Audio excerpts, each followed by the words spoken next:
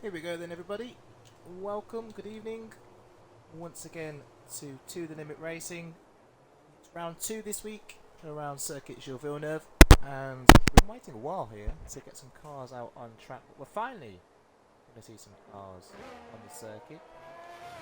And you might have noticed that it is just me by myself this week. Unfortunately, my co-commentator had to drop out last minute, so unfortunately it's just my fantastic, awful voice that you'll have to put up with for a change.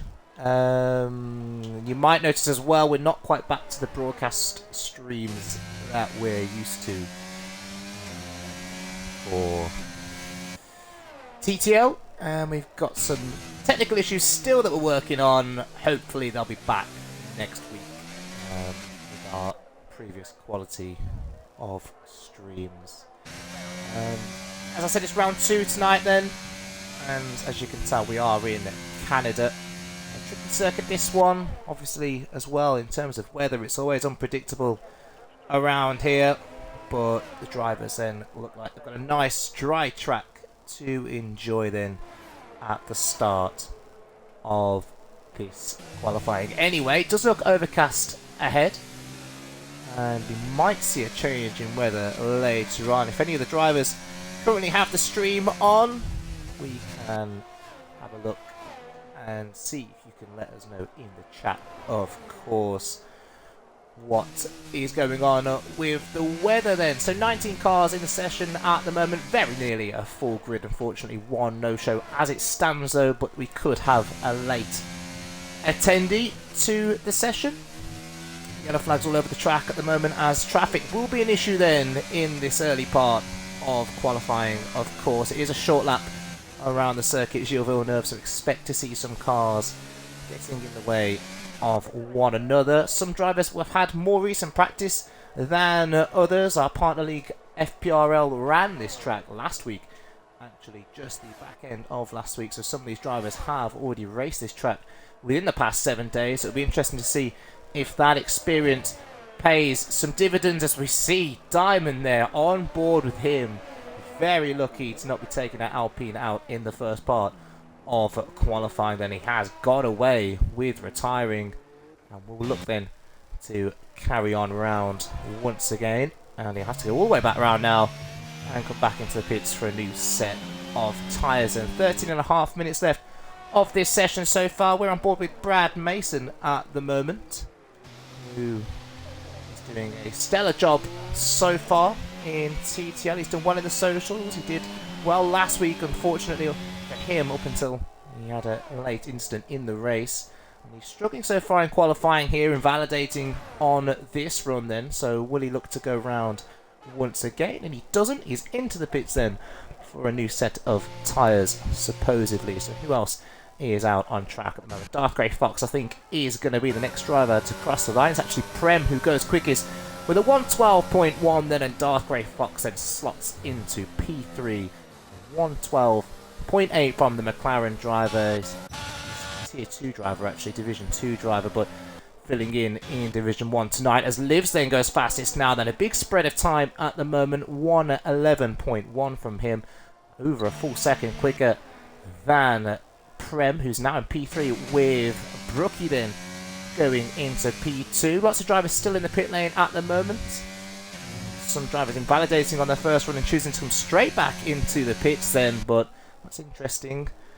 It'll be crucial to see how quickly they can get back round to put another time on the board. Those eagle-eyed viewers might have noticed on the left-hand side of the screen, you can see obviously all the drivers taking part in today's session. No object fungus this week, which I think will be to the delight of a lot of the field. Then it gives plenty of other drivers the opportunity then to go for gold today. Of course, get that P1 where he was so dominant last week in the race. Had a bit of a to and fro qualifying session, but managed to pull through with that P1 last week. And last week's runner-up, Mag User, on his outlap at the moment. Then we've been riding with Jock then, who's now just give a little bit of a kiss to the Water Champions, I think there. Hugs the right-hand side, closest run towards the line.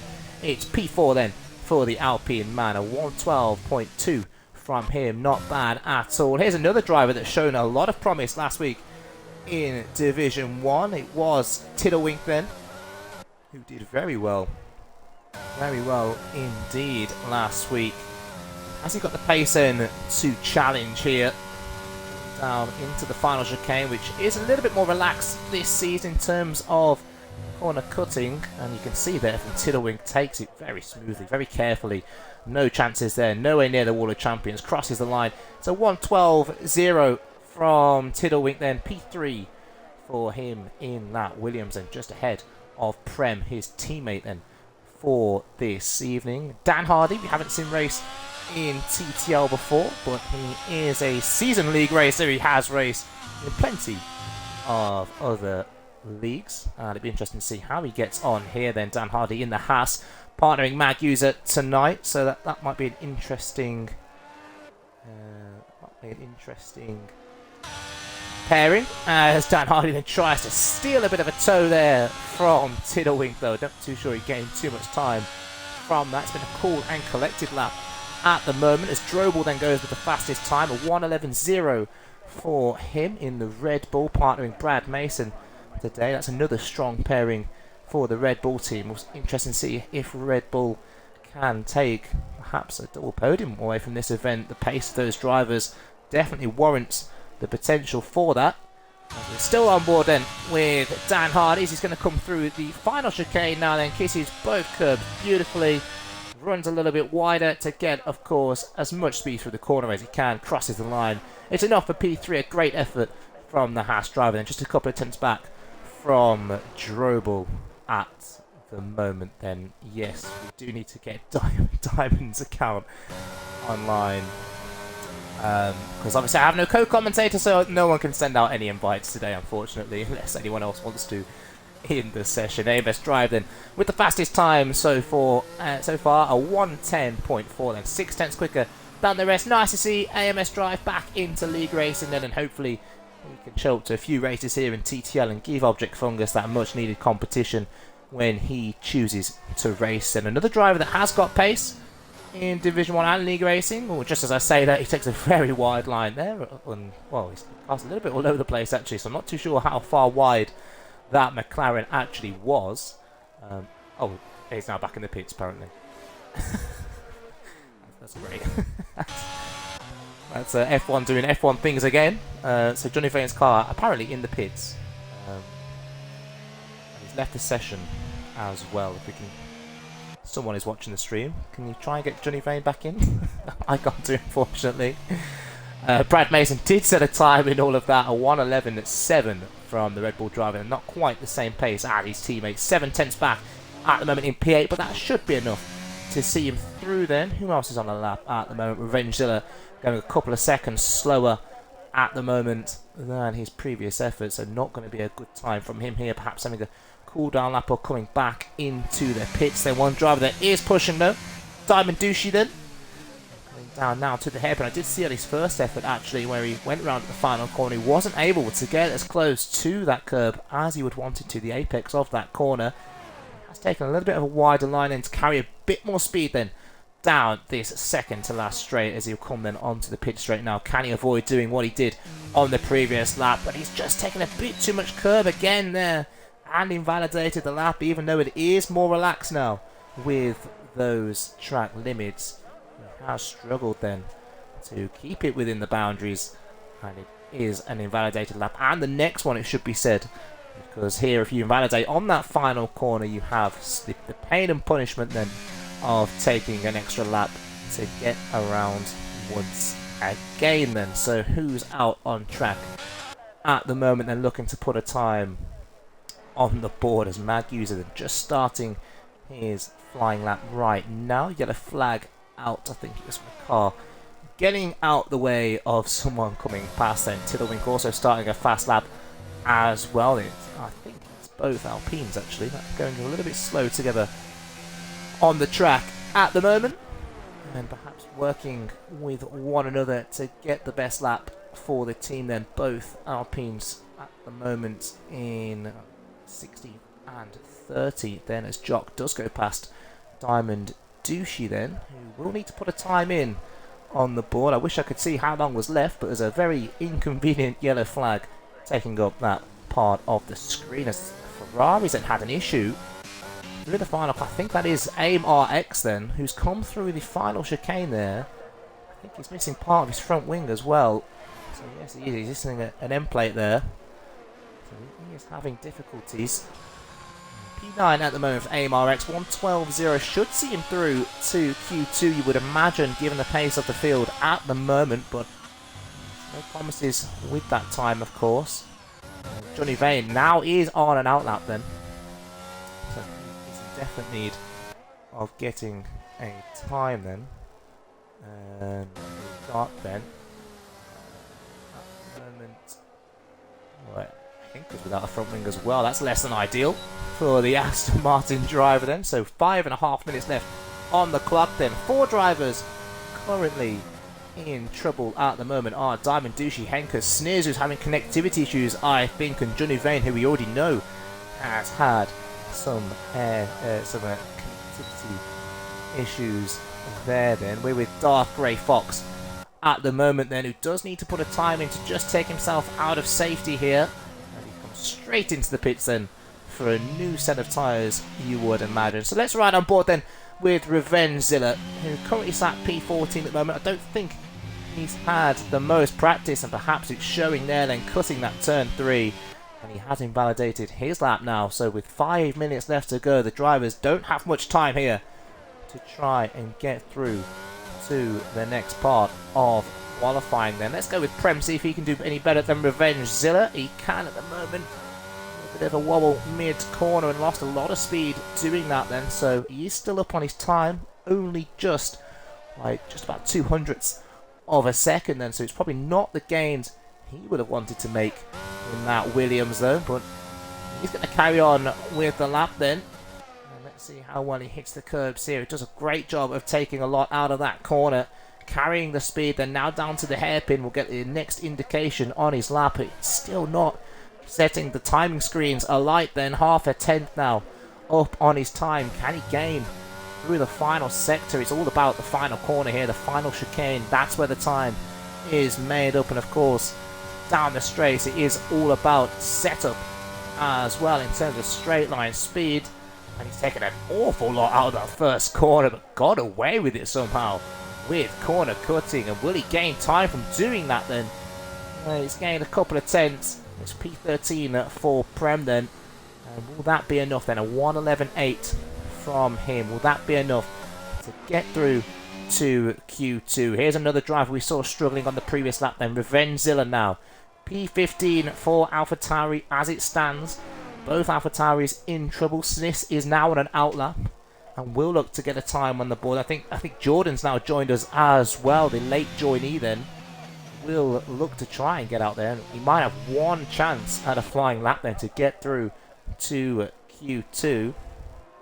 It's all about what Revengezilla can do through this final chicane. But as you can see on the telemetry at the bottom, not a lot of battery then for the AlphaTauri, and that is going to hamper him massively down these straights. Has he made up enough time elsewhere here? Maybe going to get a slight toe from his teammate in front. Crosses the line.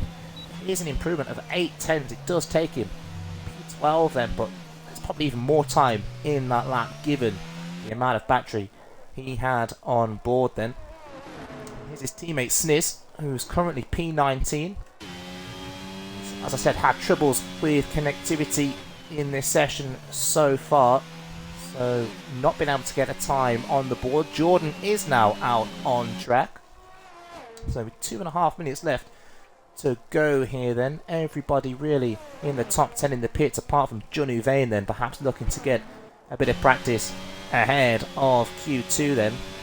Here comes Snis then down into the hairpin. 43.1 from him through sector 2. So it is going to be enough, of course, to jump the likes of Diamond and Henkers, but how close can he get to AIM RX and Darth Grey Fox then in 15th and 16th? Got a little bit more battery than his teammate had down this straight on the previous lap then. All that mean he has enough time here to get through to the second part of qualifying. Loses a lot of time there. Middle of that final corner. Nearly crashed into the wall of champions. Kept it out the wall though And it is then a 112.7. Not enough to get through. And with the amount of battery he has now in the tank, you would expect that AlphaTauri not to be taking part in further qualifying sessions. But here's a driver we know definitely has pace then, Henkers for Aston Martin. What can he do now then? P19 at the moment. He's got Jordan as well, who's invalidated, and I think at the final corner, which is giving the invalidation on this lap as well. It was either that corner or turn 1 then.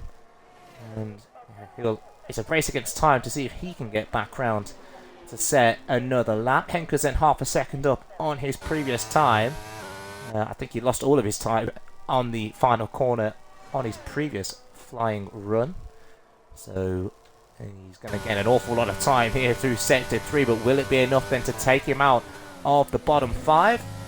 Taking it much safer this time, runs onto the grass slightly. He's really taking it cautiously, but it is enough then to put him P10 for Aston Martin. 111.4, that should see him through to Q2 then, with Darth Grey Fox not looking like he's going to improve either.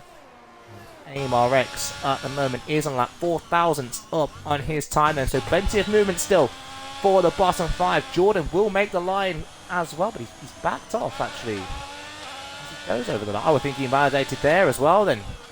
For the second time in a row for Jordan, he has invalidated. And here we have the pressure on then for Diamond Douchey in the Alpine then. We've seen him all Q1 struggle really to get a decent time on the board. As you can tell, it's a 126 so far from him. Definitely not enough to get through, but it's this final corner he's been struggling with. Much better this time from the Alpine driver. Avoids the Red Bull on the left hand side, crosses the line, and it is P8 then for Diamond Douchey, who does get his act together just before the end of the session. AIM-RX isn't going to improve, nor is Prem.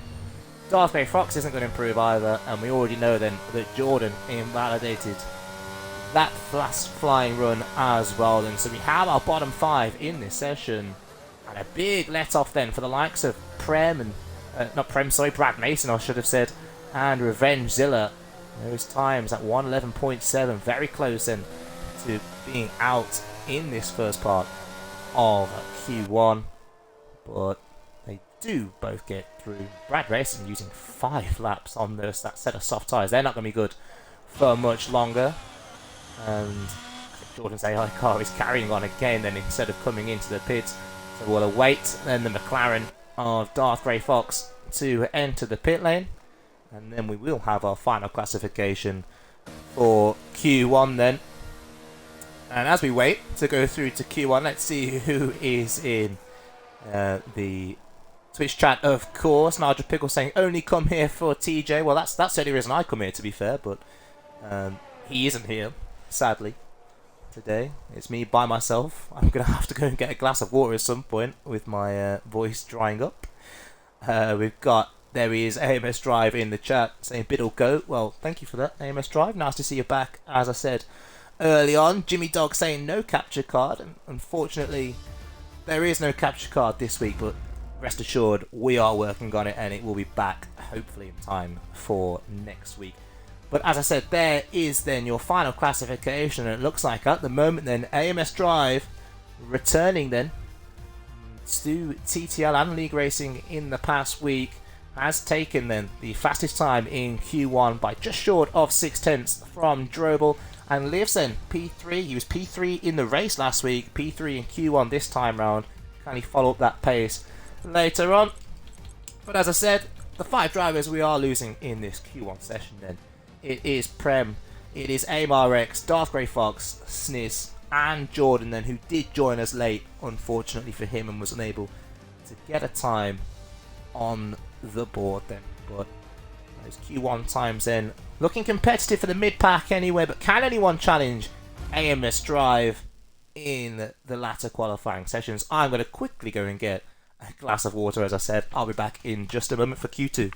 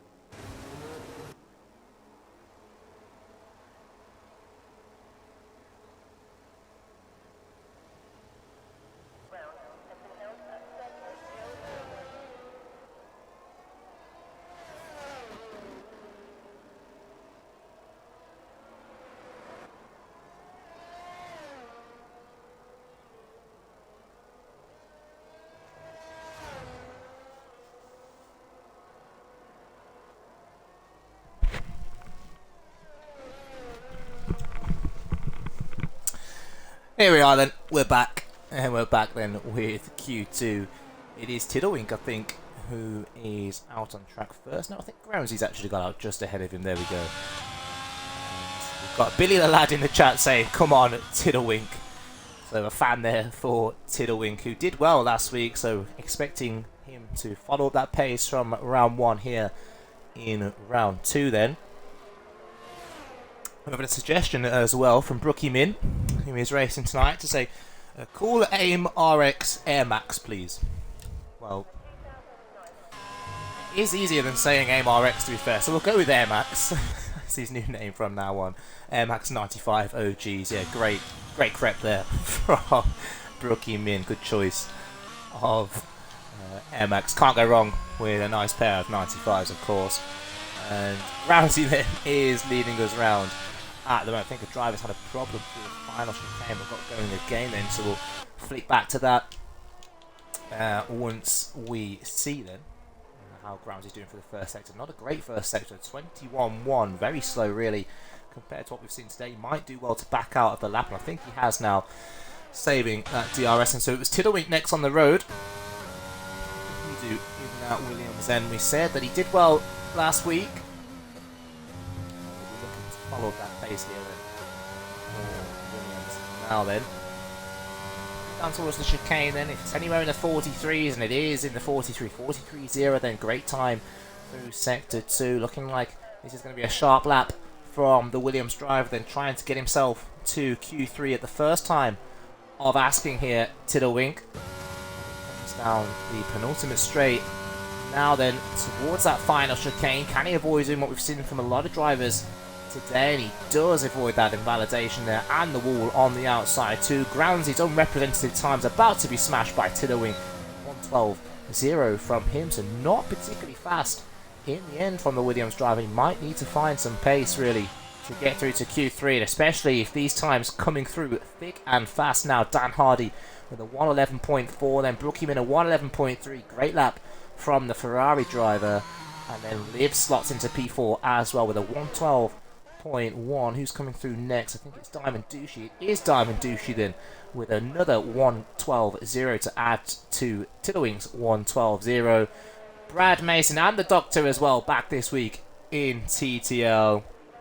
That's P3 provisionally for him in this Q2 session. Brad Mason then in P4. That's more like it, and what we expect to see from Brad Mason given his pace that we saw in the preseason and last week then. As Johnny Vane now tops the charts with a 1:11.1 from him. And it looks as though we've lost Jock then through Sector 1. And a bit of a moment coming out of Turn 4 is that. And if we ride on board them in Johnny Vane, we might get to see just how that's happened. Yeah, he's just hit the inside wall there. And that Alpine then obviously now taking no further part in qualifying. And that means we'll only lose 4 more drivers from this session then.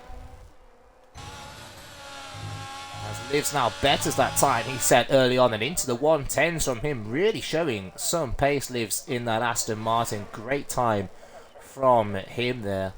And that should easily see him through to the final part of qualifying then. Pressure's on Mag User here, who's now on his second run on that set of tyres.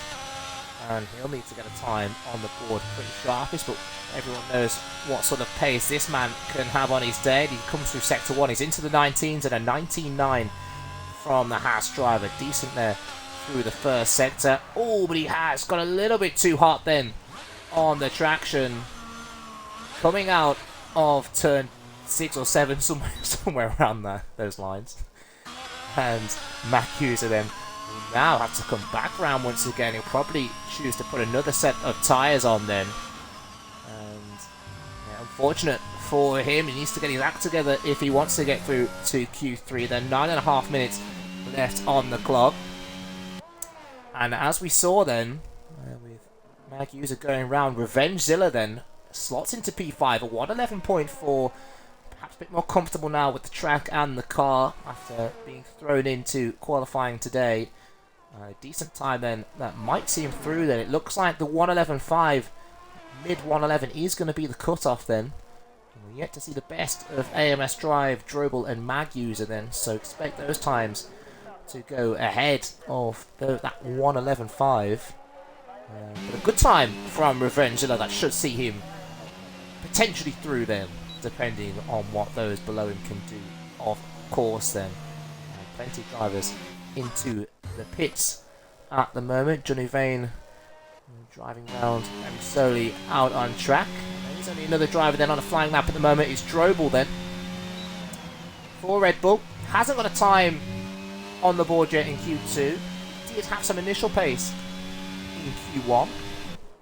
And let's see what he can do here. That's a 42.0 through that second sector cut off. Very good time from Drobel then at the moment. This is going to put him somewhere in the low 1:11s. Good through the final corner. Trying to get a little bit of a toe off Johnny Vane ahead of him. Don't think he gained too much by doing that, but every little helps as he comes through the final chicane now. Then a bit of a kiss to the wall of champions as he comes past. And it's going to be a very good time from Drobel. Then it's a 1:10.5 and a very quick lap from the Red Bull, who was very unfortunate last week. It should have been said in the race, but definitely showing some quick pace there for Red Bull. Much needed quick pace with his teammate Brad Mason then on the cusp of dropping into the bottom 5 then. The driver that has just dropped into the bottom 5 is Tiddlewink then with that lap from Drobel. So Tiddlewink will need to get a time here better than a 1:11.8 at the moment to get through to Q3. He was half a second up through Sector 2. Where is he when he crosses the line? And he's 7/10 up then. A great lap from Tiddlewink then into 1:11.2s from him out of that 1:12 window. And that is a very good time that should then hopefully see him through to the final part of qualifying. But here's the pace man from Q1 then. AMS Drive. What has he got in that Mercedes this evening? Where can he put that compared to Drobel and Livs' time at the moment? As it does well then towards the end of Sector 2, and it's a 41.7 then. So 3/10 up on where Drobel was at this point in the lap. So expect somewhere in the low 1:10s here from AMS Drive. He can take some time off League Racing if he wants, but he comes back with a bang then. And what can he do through the final chicane here? Still going to have to keep it neat and tidy, of course, to put the time on the board. Lovely indeed. And get slightly onto the grass, but that won't hold him back at all. And it is a 1:10.0, so close to the 1:09s. Formidable form then from AMS Drive. If it's not one Mercedes dominating, it's another then, an AMS Drive looking after Object Fungus's car this evening, and perhaps putting in similar pace to what you would expect from him then. And while that was going on, Brookie Min got a great time on the board of a 1:10.8 then for Ferrari, so into P3 for him ahead of Livs then. And earlier on I did say that I thought the cutoff would be around that mid 1:11 mark. Well, actually the pace of the field has got much quicker now, and it's now Revengezilla then on the drop with a 1:11.4 then, so just below that 1:11.5, which was the prediction really to get through to the final part of qualifying. So the pace of the field getting very quick here then. We've still got one lot of runs to come then from the drivers at the back. And one of those drivers is Brad Mason then, who we know has got a lot of pace on his day. And perhaps not taking the optimum line here, and that's because he's now starting his fastest lap. They must have had slowed off through Sector 3, because his Sector 2 time wasn't too bad. But then choosing to give this his full effort now then, so he may as well run round with the Red Bull then. There's nobody else on track really at the moment apart from Henkers, and I think we've just had a couple of drivers come out for their outlaps now then. But Brad Mason then keeping it calm through Sector 1. And yeah, perhaps just struggling at the moment. This is we expect to see a bit more pace from Brad Mason than this, but it seems like he's just struggling at the moment. With 4.5 minutes left on the clock then, and he's a 10th down then on his time. So he's got a big decision to make here. Does he carry on with the lap, or does he come in for a new set of tyres? You'd think it would be a new set of tyres now for the Red Bull man, but we'll see what he chooses to do then, especially with those battery levels at the moment. It'll have to be a very quick outlap though, if he does want to go around again, and he is into the pit lane then. So let's have a quick look then at the Haas driver then of Mag User. And here he is, and coming through sector 1 at the moment. So 199 through sector 1, a great time then from him. A man under pressure now without any time on the board. As he'll look then to come through sector 2, keeping it clean so far. Slightly onto the orange as you should there, of course. Try and take as much of that apex as you can. It's a 42.4 then from the Haas man through sector 2. Not the quickest we've seen, but not the worst then.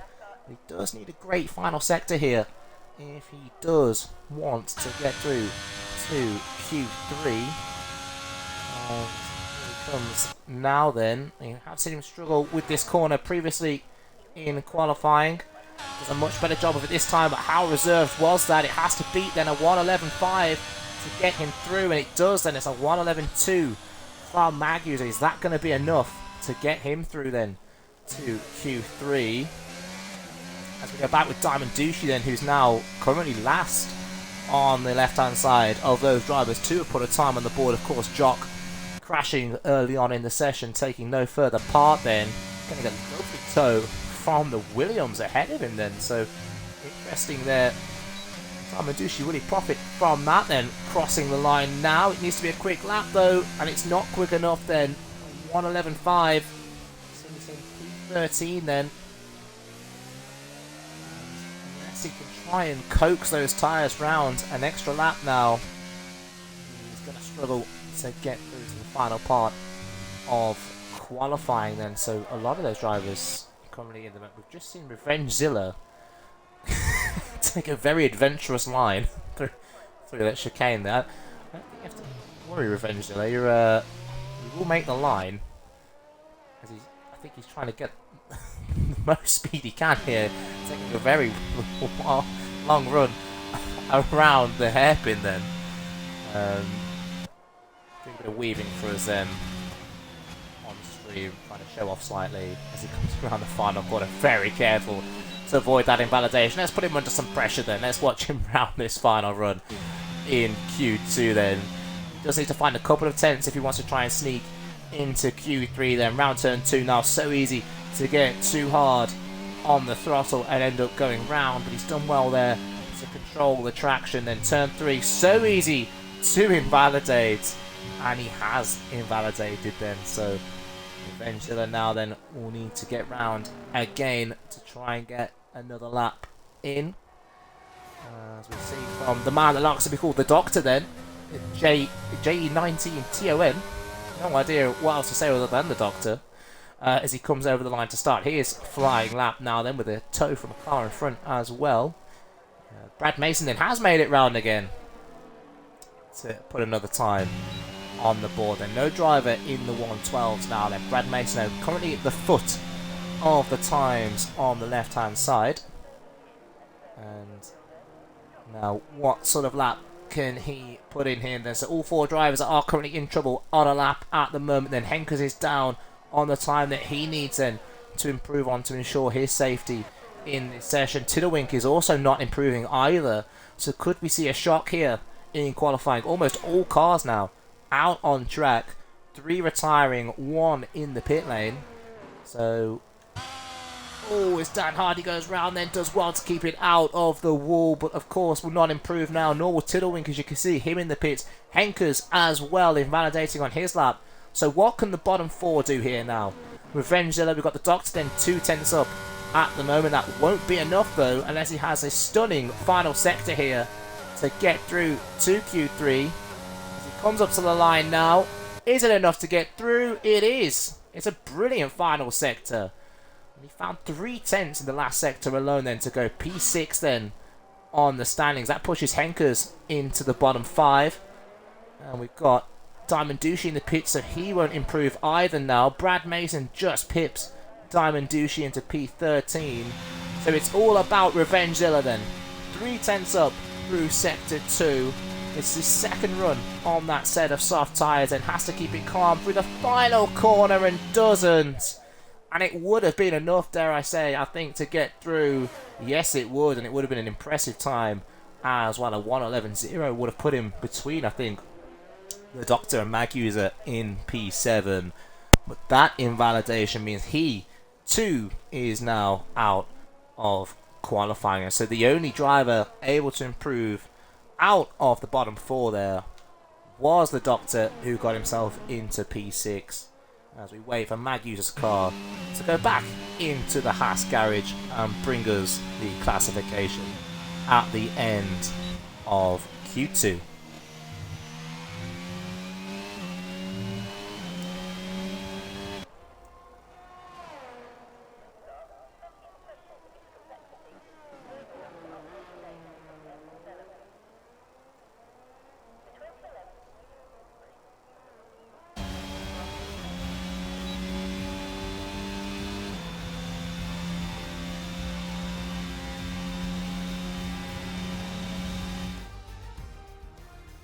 There we are then, there is your times at the end of the second part of qualifying here in this Division 1 race around Circuit Gilles Villeneuve. It is AMS Drive who tops the times once again in the second part of qualifying. Drobel close behind once again. Johnny Vane then getting himself into the top three. Great lap from the McLaren driver there. But as already discussed then, it is Henke's Revengezilla, Brad Mason, Diamond Douchey and Jock then, who crashed in the early part of Q2, who leave us for now.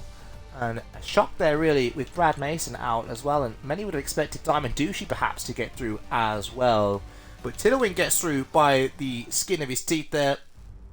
200s quicker than Henkers in P11, so he needs to find a bit more time if he doesn't want to be routed to P10 then in Q3.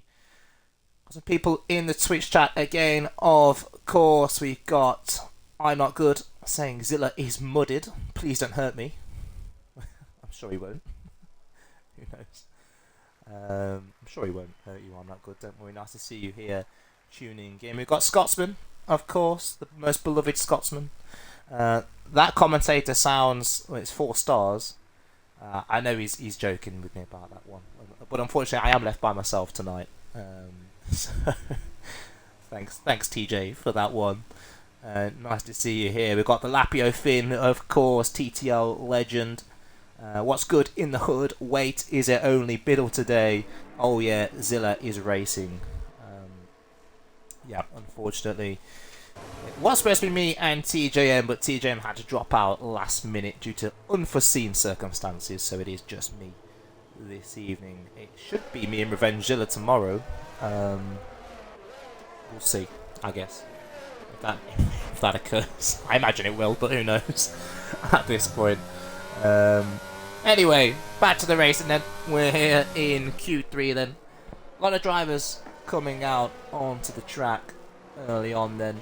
And 7 drivers already on their outlap then, a minute into this session now. 3 drivers coming out a little bit later than the rest of the pack. Johnny Vane leaving it very late to get out on track. But it being such a short lap though, it's easy to get at least 2 runs in, depending on, of course, invalidations and when drivers choose to come in and get rid of those tyres and get a fresh set on. But you would imagine some people might push for 3 runs here if they have saved their tyres. We might at least see a couple of fast runs then from drivers. As the McLaren then still in the pit lane. Johnny Vane not choosing to come out early. He's now coming out though, but will he get in the way of any of these drivers who are very closely bunched together, it should be said. Very closely bunched together. The 2 Mercedes, Liner Stern at the front of this train. Surely someone here is going to get impeded by a bit of drag coming off the car ahead of them. There's got to be all over the place. Surely they're too close here, you would expect. But it'd be interesting to see if anyone's put off by that. Of course, the 2 Mercedes are now out in front. One driver that has got clear road ahead of them is AMS Drive, who was quickest then in Q1. He was quickest in Q2, and now can we see if he gets pole position here today in his first race in TTL. He has got his teammate behind him at the moment, the Doctor, but I think he's invalidated and dropped out of this flying run then. So it is going to be the Mercedes man of AMS Drive to give us the first time. I know his teammate said he was surprised and he made it through to Q3, but clearly has some pace. Both Mercedes have a bit of pace with them today, as Johnny Vane is just ahead now of these drivers, so looks like he isn't going to get in the way of them, and has tied his run perhaps to perfection really in terms of track position. But here we go then. What is the barometer for the rest of the drivers? Where do they have to aim for? It's a 110.1 then, not the fastest we've seen from AMS Drive, but not the slowest. Tiddlewink then into P2. Provisionally though, as Mag User then gets a 110.8 on the board to take that P2 away from Tiddlewink. Groundsy's time unrepresentative there from the Alfa Romeo. It's Liv's next. I can't scroll quick enough. It's unrepresentative from him as well. We know the Doctor pulled out on his lap. So what can Dan Hardy do? But he's also backed off this first flying run as well then. So a lot of the drivers struggling to get their best times on the board. But here's perhaps AMS Drive's closest competitor today for pole position. And it's a 110.3 for Drobal then into P2. Not a bad effort, but not quick enough then to challenge the Mercedes, who was head and shoulders above the rest in the first two parts of qualifying, but a bit closer here than between the two in Q3. But it is still AMS Drive coming out on top. What can Johnny Vane do then? Looks like he hasn't had the best of laps either in his McLaren, but might prove me wrong here.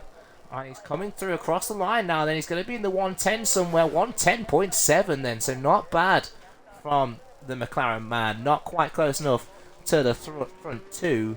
110.7 puts him provisionally then in P3 at the moment. Groundsy, I think, improved there on his second flying run actually, so great time from him to just get ahead of Mag User then. And we've now got the time from the Doctor on the board. It's a 111.7. Still not particularly the quickest lap in the world. We'll probably see quicker from him later on as Alfa Romeo getting very quickly out of the way then. 7 minutes now left of Q3 then. And Livs has also invalidated this run as well. So no drivers now pushing on a fast lap. We have a little reset, of course, before the, I imagine, the final set of runs in a couple of minutes' time. Another driver who is a little bit out of sync then with the rest of the field, Brookie Min, has just come onto his out lap. As AMS Drive comes out pretty early as well. This is to be his final run, so I would imagine we'll see another effort from him. Brookie Min just exploring the track limit slightly there then, in terms of what he...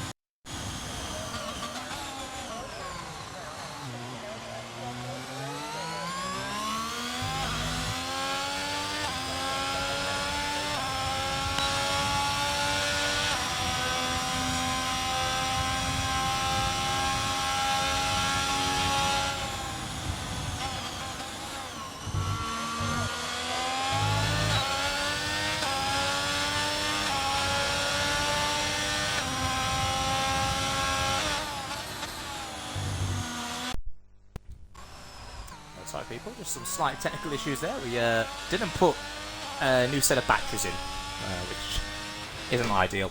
But there we go, we're back. And with 5.5 minutes left on the clock then, we've got the Ferrari of Brookie Min on his fast lap in this session, 19.8 through Sector 1. Not a bad time from the Ferrari so far.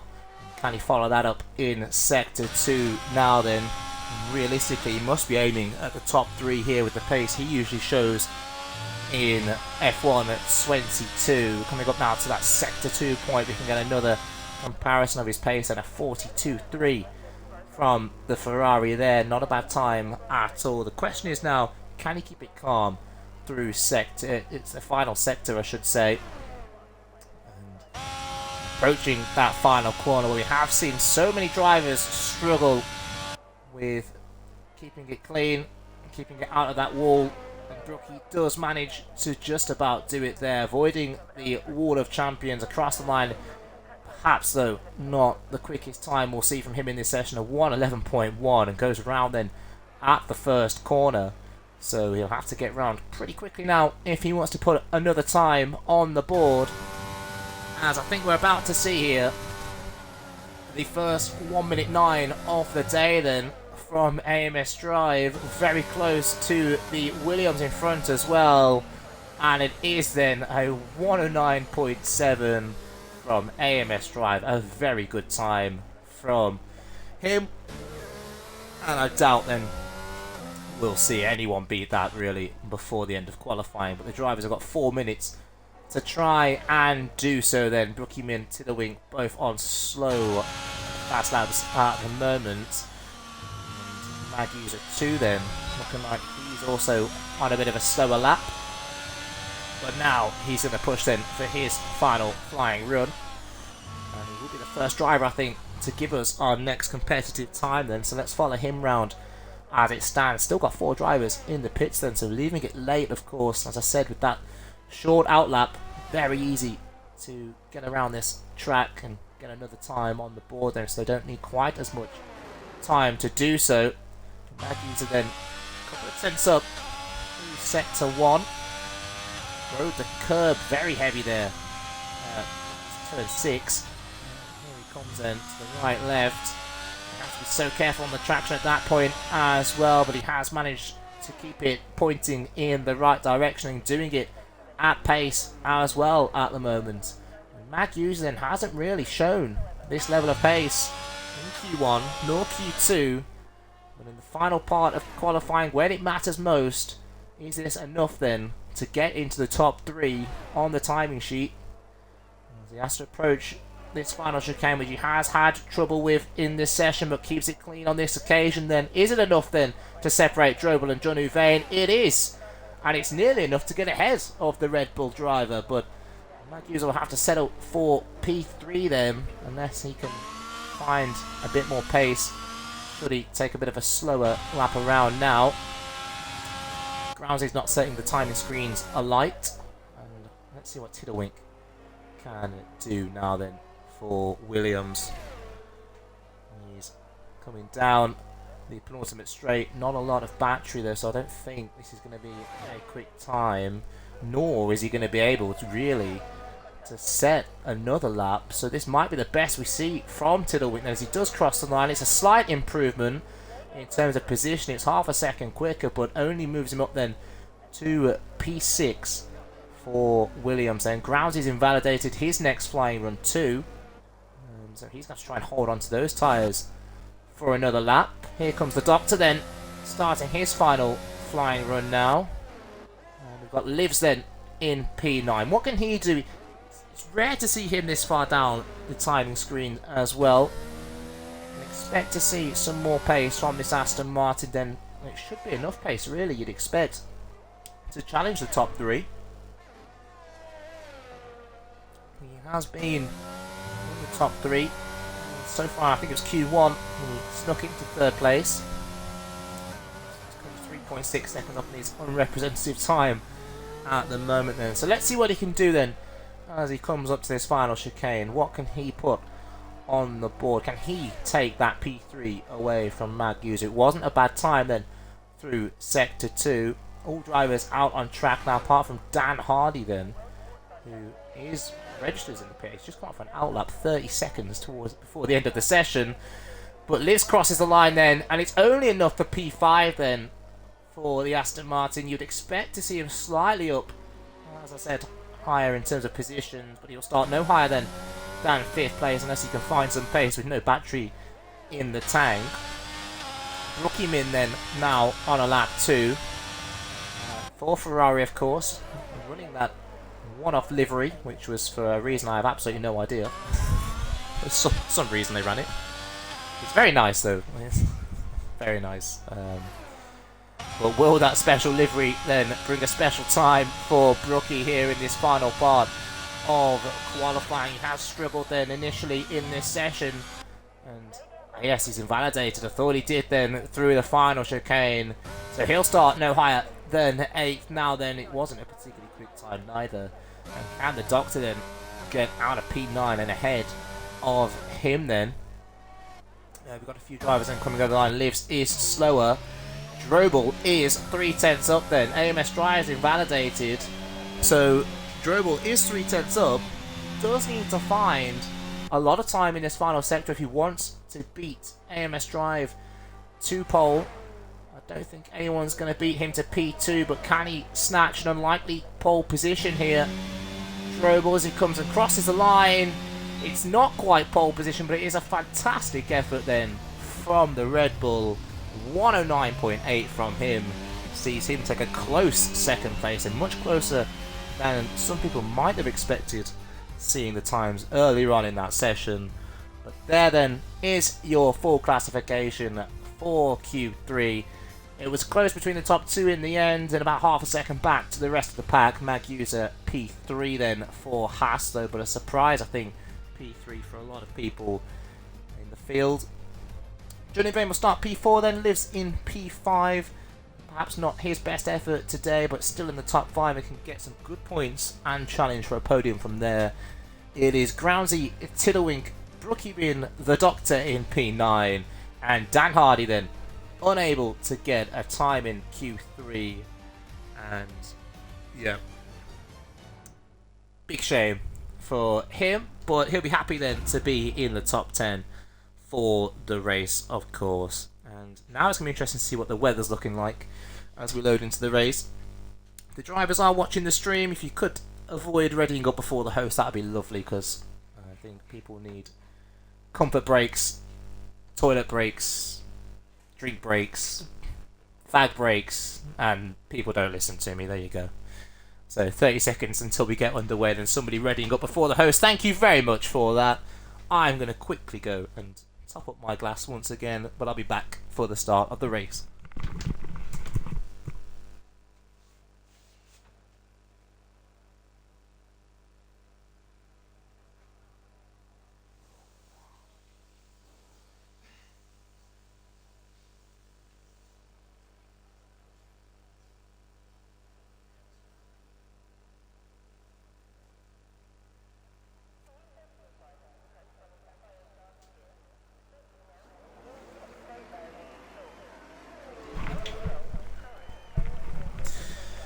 Here we go then, as AMS Drive leads us off then for the formation lap. You did see quickly there, very helpfully, the tyre graphic on stream then for drivers' choices at a strategy day. And it does look like if any driver wants to try and run the soft tyres today, they will have to then run a two-stop. Dan Hardy, the only driver to select the softs from the start. Look at him for gaining some places. We've got Brookieman being disqualified already then, so incident on the formation lap for him. Interesting to see a lot of the drivers on the hard tyres, and perhaps that is a tell then for the weather. It does look very overcast here at the circuit Gilles Villeneuve, so perhaps we are going to see a little bit of rain later on then. Interestingly, out of the top 6 then, 5 drivers going for the mediums then. So it's interesting to see the skew in the field to those drivers that are further down to those at the front. And yeah, of course, Sky Glass customers can do nothing because we don't run anything on Sky Glass or Sky Q. So thanks for that message there. As we've got then AMS Drive and Drobel that have put a bit of distance between themselves and P3 at the moment. I imagine that will close up very quickly then before they get to the grid and line up. But Magusa then might be doing this tactically here. Magusa on the hard compound of tyres,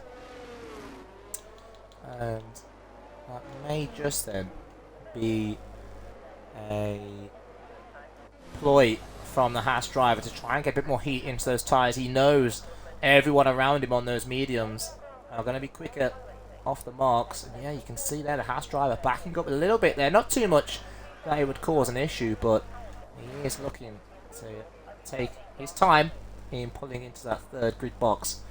And he does so there, and he does hit his marks as well, I think. He's very late getting there. As Jordan then is going to bring up the rear of the field then, so 35 laps for the Division 1 Canadian Grand Prix of Season 1. What is going to be the story at the end of this race? We are going to get 5 red lights, 5 very glitchy red lights. As Magnus's car then leaves the session because of a fantastic start somehow. His AI there getting ahead of AMS Drive and Drobel then down into turn 1. Be interesting to see if there's any contact further down the field as place is changing just about everywhere. There's a yellow flag out as well. I think Jock's had an issue and he is currently in the middle of that island at turn 1. He has carried on the yellow flag but no safety car at the start of the race then. And it is Magnus's AI then that somehow got the jump on AMS Drive and Drobel. There's the tyre graphic for you again. As I said, if anyone wants to run the soft tyres, Dan Hardy then, as we expected, making up places from P10 then on that set of soft tyres. Now then, Magnus's car holding up Drobel here to the delight of AMS Drive, who cleared it very quickly. And now the Haas driver back into the session and can retake his place at the wheel of that Haas car. Perhaps it's only fair that he's down to P4 now after that incredible start from his AI. Another driver that's made some great places up at the start lives then into P3 now for Aston Martin then. So great from him off the start. Looks like there's been some instance further back for Air Max and Darth Grey Fox then. Now running a little bit of drift at the back of the field. But at the end of lap 1, it is AMS Drive then that leads the way at the moment for Mercedes. Another week. Another Mercedes leading the field at the end of the first lap then. So AMS Drive, P1 at the moment. Drobel now a second and a half back. He'll look to try and get that gap down to under the DRS threshold, of course, of 1 second. We've got Groundsy then into the pits. He's already running hard tyres, I thought. I think he's put another set of hard tyres on now then. He'll come back out. Must have had to do some repairs to that Alfa Romeo, but he is back out plumb last then, and very much needs a safety car to get back into this one. Now then, Magnus, I think, back into his car, and he's now got his teammate behind him, Dan Hardy then, making up 5 places at the moment for the Haas team. 10th to 5th, and now is right on the back of his teammate, who we've just lost again, unfortunately. So that Haas now really being hampered by connectivity issues, and Dan Hardy then will look to clear his teammate as soon as possible, because of course on those soft tyres he has to then make up a lot of time on those around him, having to take that extra pit stop as we expect later on. Anyway, of course that's all pending whatever safety cars we get as the cars then bunch up into turn 2. It's clean driving on the most part so far. We haven't seen any safety cars nor collisions really at the moment there. Johnny Vane getting a bit loose with the rear through 3 and 4 there, but manages to pick it up there and into 6 now. And can he use those medium tyres to his advantage? We've got Air Max in the pits then for a set of medium tyres now then, so I think he's had some issues as well at the start, as both Haas drivers then getting very close then. At the moment, no team orders as it stands, despite Dan Hardy, as I mentioned, being on the more favourable tyre at the moment then. Haas have a great chance at some good points today, but I don't know if their team strategy here of Magnus are holding up Dan Hardy is really what's best for the team. As Dan Hardy tries to pull to the inside of Magnus, not quite able to get ahead on this occasion. Getting a little bit frustrated now then, as Drobel takes the fastest lap back from AMS Drive and has got that gap down then to 0.8 of a second. So we could have a real fight on our hands here for the win today between the Mercedes and the Red Bulls. Not like we've seen a Mercedes and a Red Bull fighting for the win anytime recently, but it's nice to see it here once again.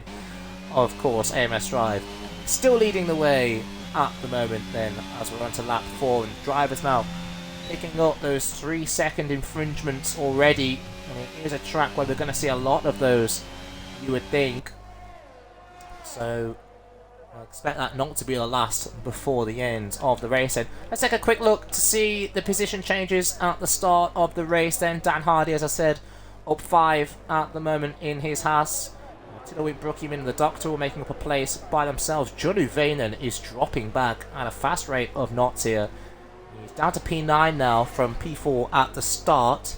Well, I think we're going to get a battle here between Tiddlewink then and Dan Hardy. Dan Hardy does also have DRS, of course, from his teammate ahead of him.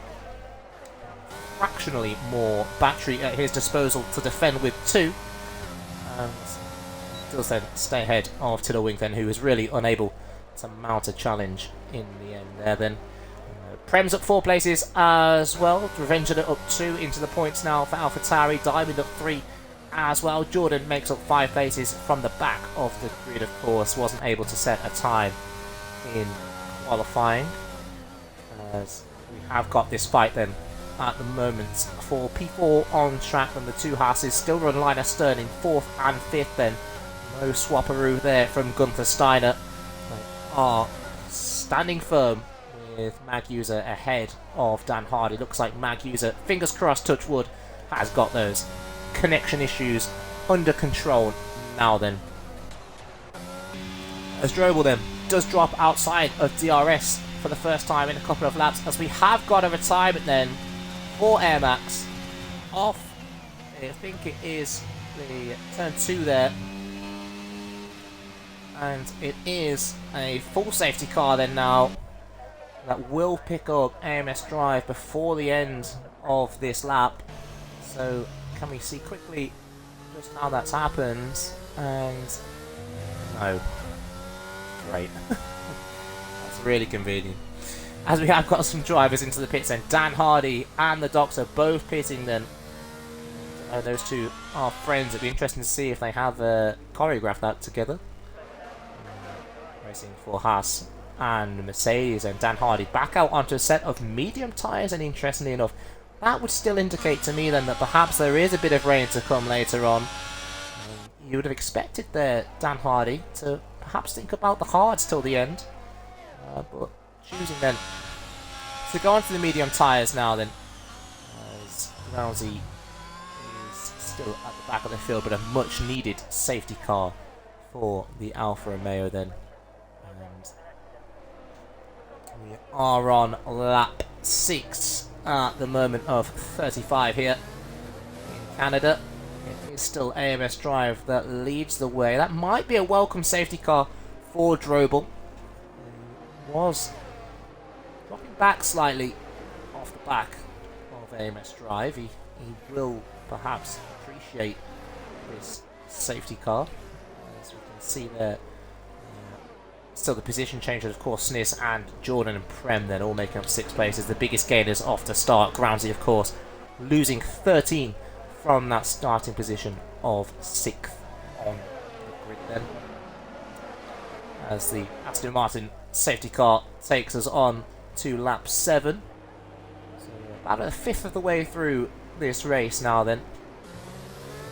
Of course, AMS Drive is just a reserve driver in TTL, but the points will still very much go to Mercedes, and Mercedes then looking to make it 2 out of 2 for the start of TTL. I think this dismays some of the other drivers. Why was AMS Drive put in the Mercedes tonight? But it's all random chance, of course, what seats they end up in, and luckily for Mercedes, it's fell the way of AMS Drive this week. So expect to see the safety car in the pits at the end of this lap then. So let's look then to see who took a pit stop. Only 3 drivers that are still in this race choosing to take a pit stop. So a lot of the drivers still on their starting tyres at the moment.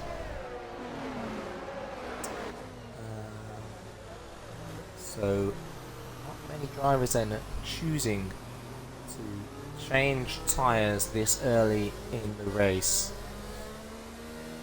As we saw Dan Hardy get rid of those softs that he started on, and the Aston Martin safety car will peel away, I should say, and it will be AMS Drive. It becomes the de facto safety car now. Of course, everyone has to keep within 10 car lengths of AMS Drive and continue on. When will he choose to go? He's chosen to go already here, very early from the Mercedes, who clips the wall actually there. through the final corner. I think he might have just avoided damage to that front wing. He definitely caught everybody off guard there on that restart. As Brad Mason, I think, has had an issue, and he is backwards on the track. I think it was a nice little reset to track there from Brad Mason too. And we should know not to be doing that, but disappointment for him anyway. Down in P19 now then, the Red Bull driver. And that's a disappointing restart then for him, and it was disappointing for his teammate as well then, who stays P2, completely caught unaware by AMS Drive. But I did see AMS Drive just kiss the wall of champions, and he might have got away with damage then, as Brad Mason is around again then. Looks like he's had an issue with those tyres now, and he's in desperate need of another safety car to try and get back into some sort of points contention here. End of the first lap. After the safety car then, it's still AMS Drive that leads the way at the moment from Drobel then in P2. But Drobel then looking all over the rear diffuser of that Mercedes now. Can he find some extra pace that he didn't find pre-safety car here to challenge AMS Drive?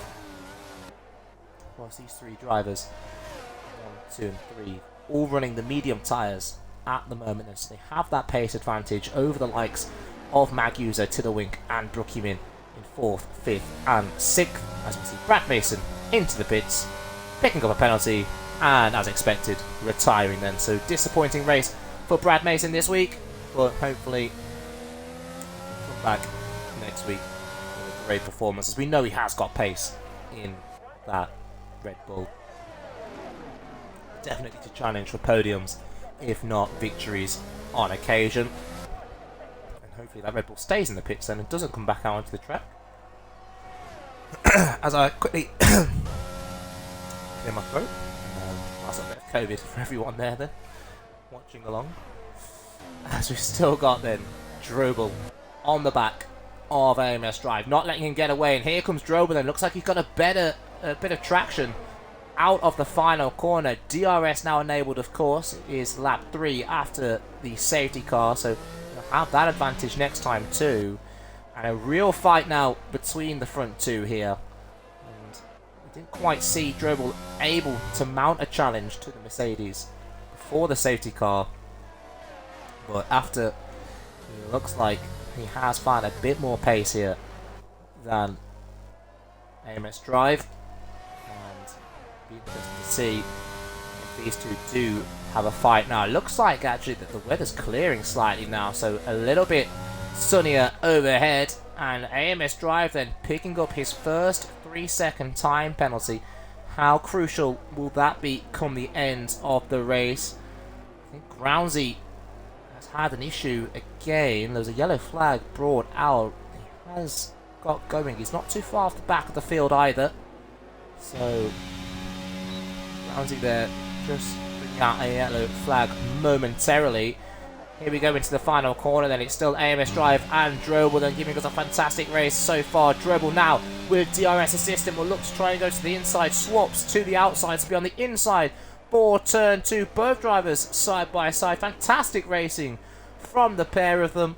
But Drobel then is ahead coming out of turn 2 into 3 and 4. The Red Bull has found that extra pace and is now leading for the first time today the Canadian Grand Prix of Division 1. Groundsy then into the pits. He must have picked up damage, as I said. He brought out a yellow flag. And into the pits for a set of mediums. And with 20... I'm trying to do some maths here. Not real good at maths. 24.5 laps left to go. Might be an ask to take those to the ends of this race. Nonetheless, if he had damage, he had damage, and he's better off to come and get those repairs on that Alfa Romeo. Well, here we go then. It's round 2 between the front two, Drobel and AMS. This time it's advantage AMS when it comes to the DRS. But it does look like Drobel just has more confidence through that final chicane, and once again Drobel, with better traction off the chicane, defends well into one, not really letting AMS Drive mount any kind of challenge, and the Red Bull then will lead for at least another half a lap, because there isn't really much overtaking opportunities, of course, at Canada. As we've got another driver in the pits, and it's Prem, after 10 laps, choosing to get rid of those hard tyres. A set of mediums for him too. And to come back out just ahead of Groundsy then in P17.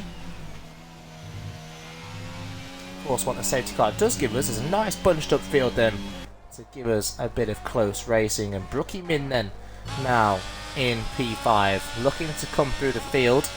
He's done well to climb into the top 5, and he's now chasing down Mag User, who's just dropped off the back of the front 3 slightly.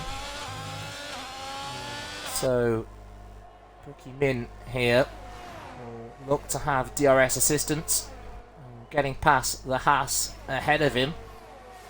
I'm sure he's very glad his teammate isn't chomping at his diffuser anymore, having taken that pit stop onto the safety cars. AMS Drive then, interestingly enough, into the pits then, and I wonder if that's going to trigger some more pit stops from those medium runners. Of course, it's the hard tyres for the Mercedes, and yeah, it will be very interesting now then to see if he can get the jump on Drobel. I think he knew he was beat really in terms of chasing the Red Bull, and he's trying something different now then with the strategy. Looks like Drobel is stronger on race pace.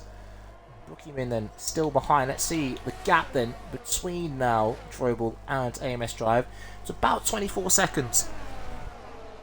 So see if that gap comes down though. Obviously we know it takes a little bit of time for those hard tyres to warm up. So the gap is growing at the moment, believe it or not. Be interesting to see if Drobel retaliates with a pit stop to cover off AMS Drive here, but AMS Drive has come out in a little bit of traffic. He's got Darth Grey Fox just a couple of seconds up the road from him, so he has got a tiny gap to some other cars. As we see Brookie Min still chomping at the bit to get past Mag User. Drobel then does stay out, and I think that was a clever call there from Drobel on this occasion. But here goes Brookie Min then, looking and still trying to prize at the Haas ahead of him and get into the top 3 then. And it looks like he has got much more pace at the moment anyway. Vane picks up his first 3-second time penalty.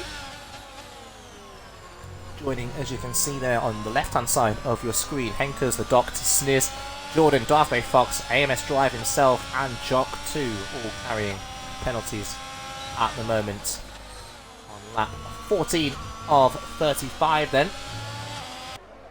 And of course, now the gap between Drobel and AMS Drive, 24.5 seconds still then.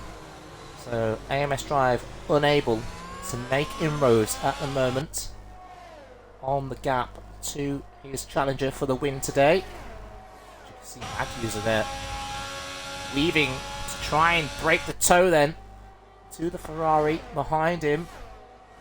Surely it's just a matter of time now before the Ferrari is ahead of the Haas, but Ferrari doesn't have an awful lot of battery, but nor does Mag User either. They still run then 3 and 4 at the moment then, as AMS Drive has got ahead then of the first car that was stopping him, Darth Grey Fox, and now he's going to clear Jordan 2 down into turn 1. Easy overtake there, I think, for AMS Drive. The gap now between him and the leader, 24 seconds then. So he has made up about half a second over Drobel, who's on 14 lap old mediums at this point, but still doing a great job out in front as things stand then. There is another fight going on track then. It's now Revengezilla versus Dan Hardy. This is a P7 at the moment. So there's fights all throughout the points at the moment. It has been an absolutely fantastic race so far, really, from the Division 1 guys, as Drobel then gets a 3-second time penalty to match that then of his rival in this race, AMS Drive. So no difference anymore between the two of them. as Magusa then finally pulls into the pits then. Perhaps knew he was spent for pace on Brookie Min. Yellow flag out, and I think it's the Doctor then that's round. It is, doesn't get in the way of his teammate, doesn't cause a safety car, but a big shame. A big shame for him. He was running very nicely inside the points, but now runs 13th and in need of a pit stop. So that's a big shame for one Mercedes. Anyway, the gap between Drobel and AMS Drive, 23 seconds now then. So some slight gains from AMS Drive, but not perhaps the gains we would have expected to see then. Benzilla dropping off the back of Dan Hardy now. And Dan Hardy looking to gain on Tiddlewink, interestingly enough. Dan Hardy on the medium tyres, 10 lap old at the moment, and doing a great job at the moment then as the leader is into the pits then. So Drobel takes to the pit lane, Livs follows him in 2, who was running just behind him. Will he get in the way? Won't, as Livs I think slowed actually in the pit lane to let Drobel out somehow. But here we go then, and will Drobel get ahead of AMS Drive? It looks as though it's going to be comfortably ahead of the Mercedes. Kind of expected it considering the gap. AMS Drive did not do enough to get the gap down, and Drobel then back out with about 4 or 5 seconds advantage. That would signal to me then perhaps a bit of a slow stop for AMS Drive, and those perhaps he did get damaged then as he got that safety car restart, which would of course explain the change in pace after the first safety car then. So we have a new leader in this race. It's Brookie Min then, who's yet to stop on 16 lap old hard tyres. It is a shorter pit stop here with the pit exit emerging into the middle of turn 1 and 2, so it does save a little bit of time. But the Ferrari man not choosing to pit just yet. Tiddlewink then into the pit lane, and that releases Dan Hardy into P2. Revengula continues on as well. He's up to P3 now. Of course, these drivers begging now for a safety car so they can get a cheap pit stop. But as I said, the Division 1 driving standards have been very well today so far, and as we just trickle over half distance then, don't expect too many more safety cars. Hopefully, fingers crossed, we can see some clean racing that's won on track rather than under a safety car situation. And Dan Hardy just struggling to slow that Haas down slightly. Perhaps those medium tyres are getting a little bit worse for wear now. Another driver to speak about, of course, Magusa then. So Magusa pitted from the hards to the mediums. Saw him start on the hard tyres, where those around him all started on the mediums, and now he's going to get the benefit, of course, of those medium tyres then.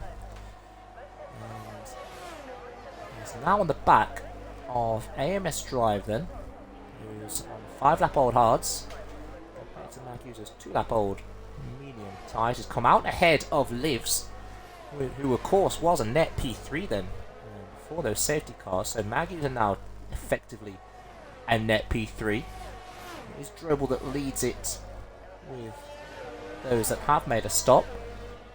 AMS Drive P2, Magusa P3, of course, crucially as well. Drobel and AMS Drive carrying a penalty at the moment, where Livs and Magusa don't. So that will come into effect at the end as well. This is the closest fight really on circuit at the moment, and the 3 of them. AMS Drive, Magusa, and Livs then, who's kind of been in the background all race really. Livs, he was trailing P3 behind Drobel and AMS Drive early on. He now trails technically P4, but again he's just behind the action ahead of him. Perhaps looking to pick up on some scraps should there be a few handbags between the drivers. Interestingly then, Magusa's fuel light trickled on quickly. There you go, you can see it again flashing. And perhaps it's a safety car then. to save on some fuel. Won't be ideal for him. Gets it all wrong there through the final corner. I wonder if this is going to open an invite to Livs then. And yeah, you have to really slow down to avoid the wall of champions. Livs not close enough to capitalise, but does now set Magusa outside of DRS of AMS Drive, who gets then another 3-second time penalty. That's 6 seconds now in total for AMS Drive. That could be really crucial from the end of this race. Dan Hardy now picking up 3 seconds. Probably a good time to look into the penalties at the moment, and they are racking up across the field then. Dan Hardy with that 3 seconds, Drobel, Henkers, Johnny Vane, Tiddlewink, Prem, Jock and the Doctor, all with 3 second time penalties at the moment. I've got AMS Drive on 6 seconds, Jordan Steers both on 9 seconds, then Dark Grey Fox currently carrying 15 seconds of time penalties, as Henkers now then breezes past Diamond, who chooses to come into the pits anyway, picks himself up a time penalty, getting the final corner all wrong. And Henkers then into P3 now. Diamond, as I said, choosing to come into the pits now, and looking like he's going to get out in about... He might come out in 11th place here actually. I think Jordan's just going to go past and maybe Sniz. No, he does come out in 11th then. So, great work there from the Alpine pit crew. And he is then just out of points then, but still very much in the fight for them. As I said, penalties racking up across the field at the moment. AMS Drive then still has his sights set on a win today. He wants that. He needs to clear this Aston Martin and up the inside into the chicane then. AMS Drive does then come out P3. He gets the DRS to defend with as well then, so Henkers now still yet to stop, I believe. There he is, yep, 20 lap old hard tyres for the Aston Martin man, who continues on those set of hard tyres. Disrupting the fight amongst the leaders now then. And AMS Drive now look at setting after that 4.5 second gap between him and Drobel. Drobel with tyre advantage. At the moment, 4.5 second advantage as well. Looking good at the moment for the Red Bull, but of course important to point out he does still have that penalty where Magusa and Livs don't have that penalty at the moment, and Magusa now up into P4 then. And how quickly will Henkers wave by his teammate? And the answer is very quickly. He gets straight out the way of Livs. He knows he's on a different strategy. I think Henkers struggled to slow the car there into the chicane. He did. He very nearly took the back of his teammate out, but luckily avoided Livs there. He now look to try and get that P3 back of Magusa. Dan Hardy still leads this race, yet to make his second stop then. 17 lap old medium tyres at the moment then. And we spoke about Magusa profiting off the medium tyres. Well, here's another driver. It looks like he's going to have a stab at profiting off the mediums now. Fastest lap of the race goes to Brookie Min then on lap 23 at the moment. Strong competition behind him though. Johnny Vane close for company. Brookie Min then looking on the back of Henkers.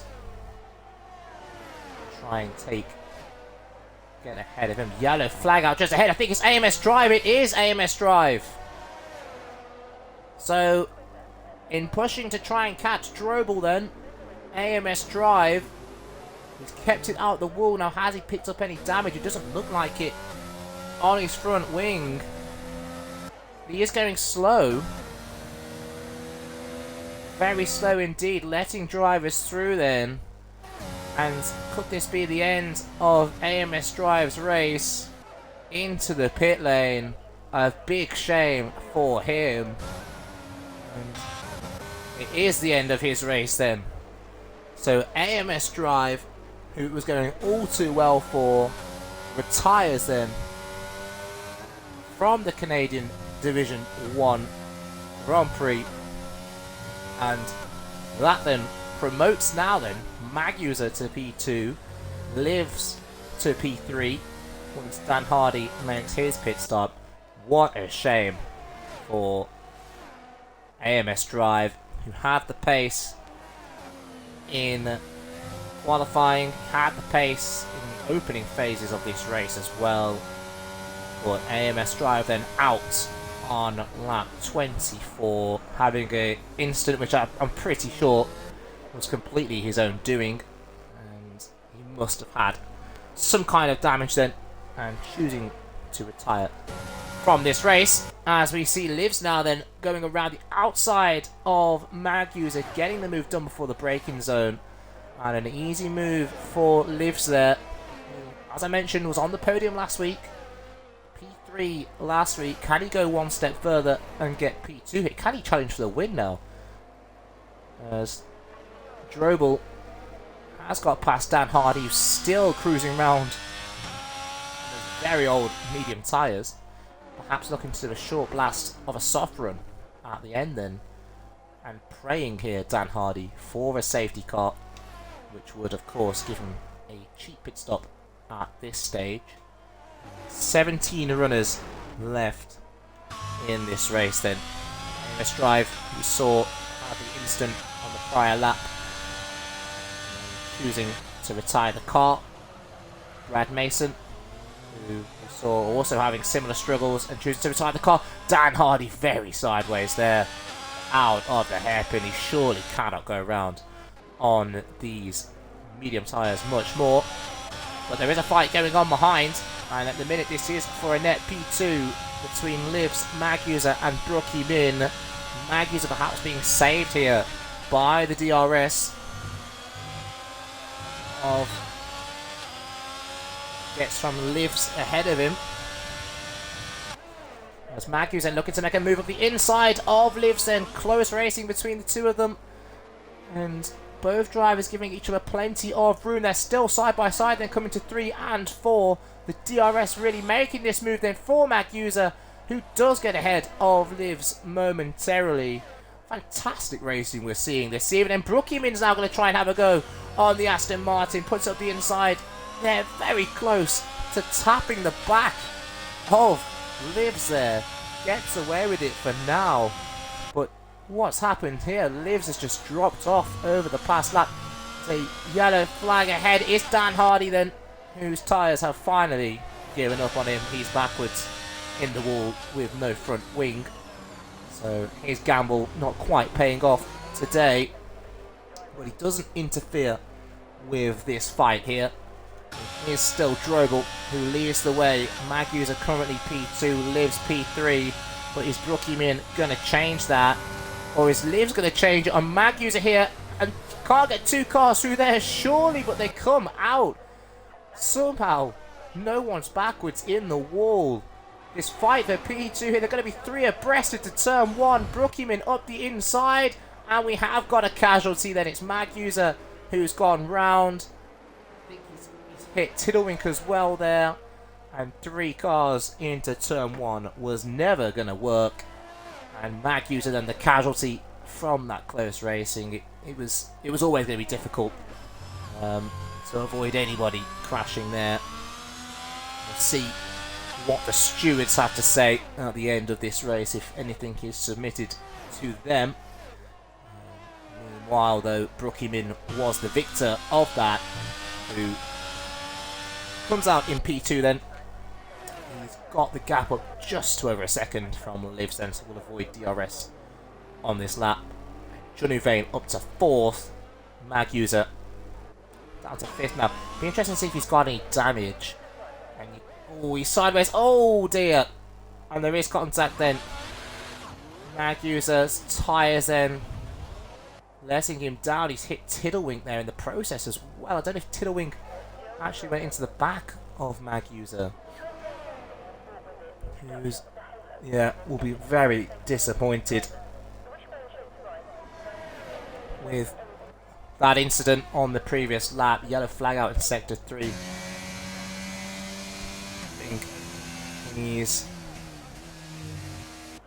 think he's in trouble. He might try and get back in the session. I imagine his car will pit now for repairs. Tiddlewink into the pit lane as well for a set of soft tyres now, then trying to get some points to the end.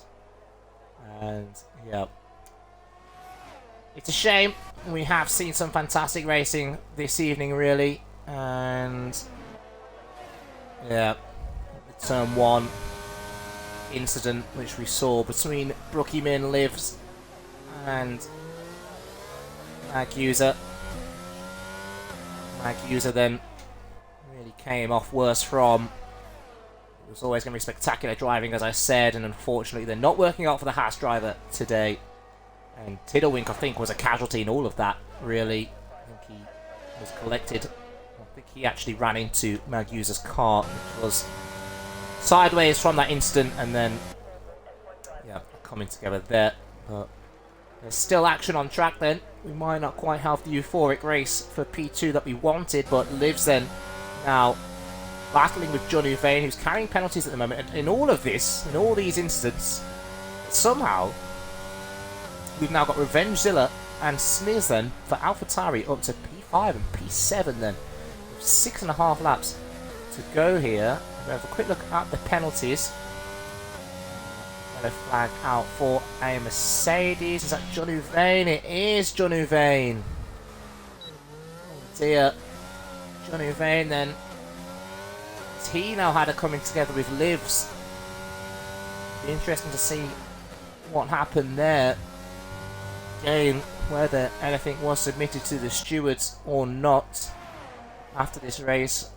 We'll obviously keep everyone updated, but yeah, it looks like Livs has been in a couple of incidents there, perhaps through no fault of his own, and he runs P3 at the moment then. So, doing a good job for Aston Martin, again looking to get another podium. As I was saying, a driver that's really profited from all this then, Revengezilla, P4 at the moment. Is P4 even with penalties here for that AlphaTauri team, so he's doing a fantastic job at the moment, and if a driver ahead of him was to have an incident, he would be on the podium here, so not out of the question as it stands. Jock now gets himself a 3-second time penalty. Diamond Douchey's also doing a stellar job as well. 5 at the moment for him. Look then at the position changes at the moment. You can see Sniz up 12 then from his starting position of 19 after his instant in qualifying. Diamond Douchey then up 9, Revengezilla up 8. I said both of them have had fantastic races, shown there by pace positions gained by those drivers, as we see their Maguser's car then into the pits for retirement. Thank you, Maguser, for rejoining the session to retire that car. That is much appreciated, and it's a shame that you didn't quite get your podium this week. Hopefully we will see you back next week and you can challenge once again for a podium there. So big shame for you today, but we have still got racing out on track then, and Henker's then taking the fastest lap then on lap 31. Be interesting to see if anyone else takes that before the end of the race. I imagine no one will unless they come in for a set of those lovely red soft tyres.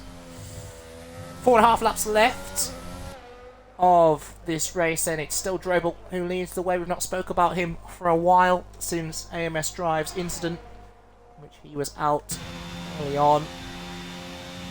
Drobel then leading the way, 7.7 seconds ahead of Brookie Min now. I think he's carrying 3 seconds of penalties as well, so there isn't a chance for Brookie Min at the moment.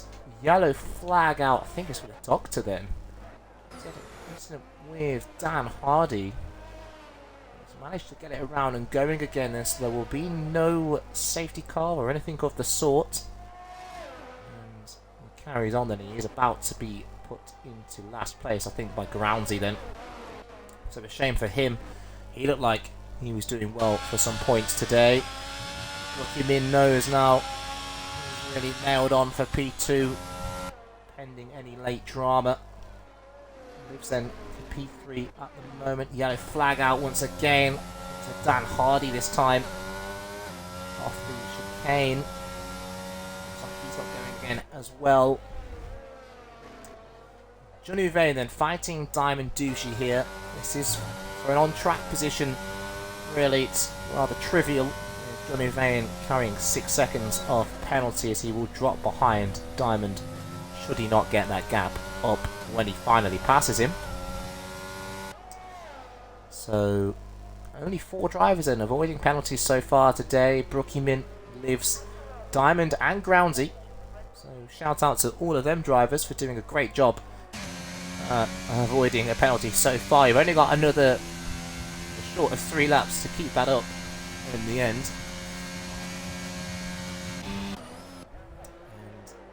And a lot of action on track at the moment, apart from this fight then between Johnny Vane and Diamond Douchey. Then can Johnny Vane get ahead of Diamonds on the road here? Has a little sniff up the inside of the Alpine, but choosing to stay behind for now. So, it has been a very interesting race. The story really was the fight between Drobel and AMS Drive. Drobel very much coming out on top in the end. After a close fought fight for pole and closely fought fight for the lead at the start of this race. Brookie Min really profiting at the moment from several drivers' demise in this race. He's currently P2 with a great strategy as well. Looks like those drivers that ran the hards early on then really making use of these mediums later on. And other drivers as well. Revengezilla, Diamond Douchey also profiting then from those instance for other drivers. Comes Johnny Vane then, much more purchase out of the final corner. Diamond Douchey won't fight this too hard, I imagine. Oh, he does, he tries to throw it up the inside there of the McLaren. And got pushed onto the grass slightly almost. There, it would have been a late lunge though from Diamond Douchey, really. Not too well here to avoid any collisions between the two of them. Diamond is going to throw it up the inside here. This is all really for pride at this point. As I said, Johnny Vane carrying those penalties. He's pretty much dead certain that he'll finish ahead of Johnny Vane if there isn't any incident before the end of the race, as Drobel is going to take us then on to lap 35 of 35. Now then, how are we going to get round 2 here between Johnny Vane and Diamond Douchey then? Revengezilla has also caught the back of Lives at a very quick rate. Lives then perhaps just preserving getting to the end of this race. Revengezilla is on those medium tyres. And as I said, another driver then to profit from switching to the mediums. As Johnny Vane is back up the inside of Diamond Douchey, the Alpine driver holding up the inside of the McLaren, trying to keep his foot just ahead. They're going to come up to 3 and 4 here. Diamond still keeps his foot in it, and this is great racing between the two of them. It might be unnecessary, but it is fantastic racing so far. And I think Johnny Vane might have just got the measure now of Diamond Douchey then, as Revengezilla also looking to make a move on track on Lives. AlphaTauri now then will get DRS for the final time, but we'll see where they cross the line as Drobel then comes through the final chicane. A lovely bit of weaving for the Red Bull driver in celebration of his win today, his first win of the season. Red Bull's first win of the season, and after the disappointment in the USA last time out, I'm sure he'll be very glad about that one. Brookie Min takes his first TTL podium as well for Ferrari. Reserve driver filling in tonight in the Ferrari team. It is Livs, who did finish on track ahead of Revengezilla, then just about by a tenth, who takes the final place on the podium. Of course, this is all pending any steward's inquiries. Revengezilla takes an unlikely P4, then he'll still be happy with that drive. Absolutely fantastic drive from Revengezilla to take P4 for AlphaTauri. Diamond Duchy as well, great drive from him to take P5 for Alpine. Junuvane, then his late fight doesn't result in a casualty for him. Does take P6 after his penalties were applied. Henkers gets P7 as we wait then to load into the classified results. And of course we do have a small matter to settle in terms of co-commentators driver of the day, but I don't actually have a co-commentators driver of the day, so I guess I'll choose one maybe. As we are then going to get to see the podium then, which Strobel takes the top step on. Absolutely stunning drive really from Strobel. He kept Magnusa honest in qualifying. He was very quick throughout the race as well, particularly after the first safety car. It was a great drive from him and a great race in general, really thrilling at times, and not really settled in terms of the finishing positions until late on, but it was still a commanding drive from Strobel then, as you can see. As I mentioned, takes the win today. We got as far as P7 last time, so we'll carry on. Then it's Jock, Sniz and Prem who take the final points today. Sniz from P19 up to P9 with 18 seconds worth of pens, still gets points. Great drive from him. Tiddlewink will be disappointed. His late collision with Magnusa putting him out the points. Disappointment for him today after his pace he showed last week in the US of A. You've got Grousey, Jordan in 12th and 13th, Darth Grey Fox P14, the Doctor P15, Dan Hardy, who we saw didn't quite make the most of his gamble to run the mediums long, rounding off the last of the finishers. Then it's Magnusa, AMS Drive, Brad Mason, and Airmax, as Brookie Min wants me to call him, who didn't finish the race and finished 17th, 18th, 19th, and 20th then. And that is that. That is the end of the Division 1 race. Thank you all for watching, and thank you to the drivers for taking part, of course. It's been an interesting stream. It's been the first one I've ever done by myself, so I hope I haven't waffled on too much, but it's difficult when you have to talk to yourself. We are back tomorrow night with Division 2, racing around Canada. At the same time, 8 PM UK time. If that race is anything like this one, we are on for a cracking show tomorrow, hopefully, from the Division 2 drivers. As I said earlier in the stream, we're not quite back to our levels of broadcast stream just yet. A few technical issues still to be ironed out, of course, being a new league and a startup.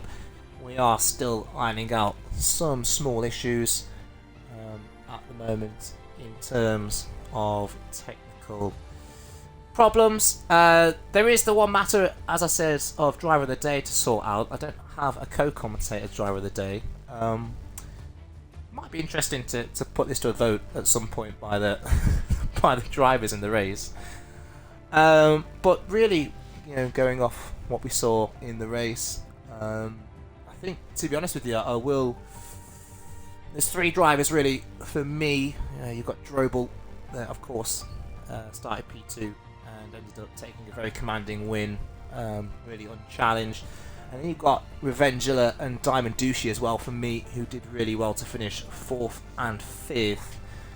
Pretty uninteresting race for them. I could pick any of those three drivers really. I think though I'll give it purely because he avoided any penalties as well, to Diamond Douchey then, who finished P5 today. Penalty-free drive from him, pretty much an incidentless race, and a great fight with Johnny Vane at the end as well on track. So we'll give it to Diamond Douchey this week. I should be joined by somebody else tomorrow, so it won't just be me waffling on once again. As I said, please join us tomorrow night to watch the Division 2 boys give us a run for the money in terms of entertainment. But until then, it's goodbye from me and take care.